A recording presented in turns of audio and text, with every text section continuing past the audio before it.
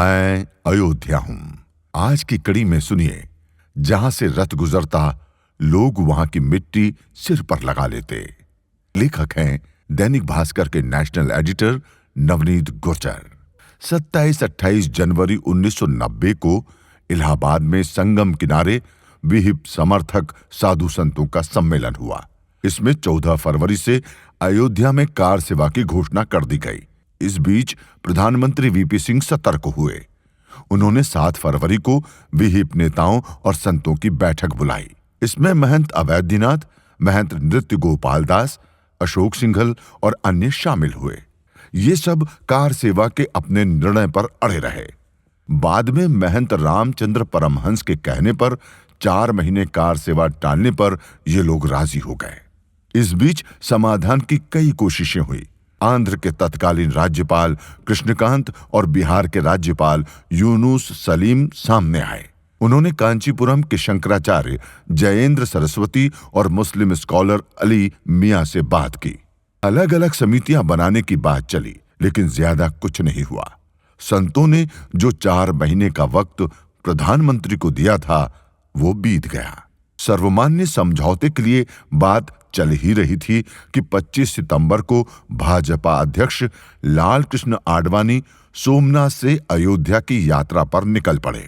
गेंदे के फूलों से सजे रथ पर बैठकर आडवाणी ने कहा कि इस कार सेवा में भाजपा के सभी सांसद और विधायक भाग लेंगे। उन्होंने ये भी कहा कि मैं चाहता हूं कि कार सेवा में देश के मुस्लिम भी हिस्सा लें। यह यात्रा 30 अक्टूबर को अयोध्या में समाप्त होनी थी। इस यात्रा के वैसे तो संयोजक प्रमोद महाजन थे, लेकिन गुजरात में इसकी रणनीति नरेंद्र मोदी ने बनाई। तब वे राज्य भाजपा के संगठन महामंत्री हुआ करते थे। इस यात्रा ने मोदी को नई पहचान दी। कहा जा सकता है कि राष्ट्रीय राजनीति में मोदी के उदय का श्रेय अयोध्या को ही जाता है। रथ यात्रा की पूरी रूपरेखा तब मोदी ने ही देश के सामने रखी थी।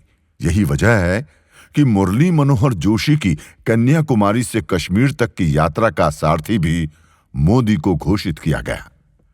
रथ से एक दिन में 20 सभाएं होती थीं। माहौल इस तरह बदला कि लोग रथ को भी पूज रहे थे। जिस रास्ते से रथ गुजरता, लोग वहां की मिट्टी सिर पर लगा लेते थे। रथ की प्रसिद्धि को देख वीपी सिंह घबराए। उन्होंने विहिप और मुस्लिम नेताओं की बैठक बुलाई। इसमें तय किया गया कि विवादित स्थल के आसपास 30 फुट जमीन छोड़कर बाकी पूरे इलाके का अधिग्रहण सरकार कर ले। बाद में ये जमीन उस ट्रस्ट को सौंप दी जाए जिसे मंदिर बनवाना हो। कुछ बैठकों के बाद तत्कालीन रेल मंत्री जॉर्ज फर्नांडिस और सूचना मंत्री उपेंद्र अशोक सिंघल से मिलने गए। उन्हें जमीन अधिग्रहण के अध्यादेश के बारे में बताया, लेकिन सिंघल इस बात पर अड़े रहे कि जब तक सरकार पूरी जमीन हिंदुओं को नहीं सौंपती, तब तक कोई समझौता नहीं हो पाएगा। आखिरकार सरकार ने रातों रात अध्यादेश तैयार कराया।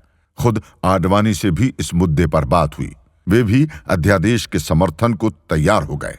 दूसरे दिन दोपहर में जब एस गुरुमूर्ति ने प्रधानमंत्री से बात की, तब तक वे पूरी तरह पलट गए।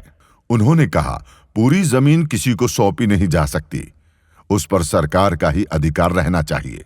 दरअसल वीपी सिंह पर एक तरफ मुस्लिम लॉबी का दबाव था और दूसरी तरफ मुलायम सिंह इस तरह के किसी भी अध्यादेश के विरोध का शंख फूंक चुके थे। आज के अंक में इतना ही। कल सुनिए भाजपा से लड़ते लड़ते कैसे राम से ही लड़ने लगे थे मुलायम सिंह।